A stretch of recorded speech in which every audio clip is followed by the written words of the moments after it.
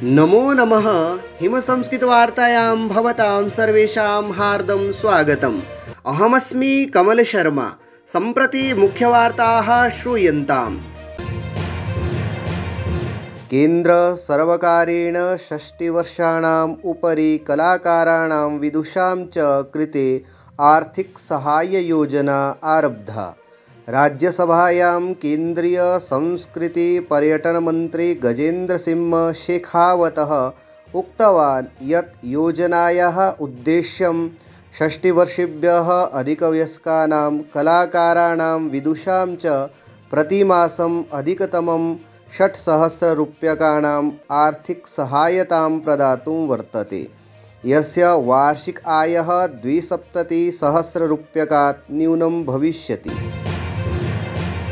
जम्मूकश्मीरस्य कुलगाम मण्डले सुरक्षाबलैः सह जाते आतङ्कवादिविरोधिसङ्घर्षे 5 आतङ्कवादिनः मारिताः।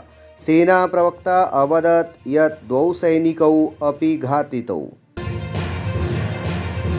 आयुष्मान भारतम् एवं हिमकेयर योजनायाः सन्दर्भे निर्मितायाः मन्त्रिमण्डलस्य उपसमित्याः गोष्ठी समित्याः अध्यक्षस्य उपमुख्यमन्त्रिणः मुकेश अग्निहोत्रिणः च अध्यक्षतायां धर्मशालायां सम्पन्ना।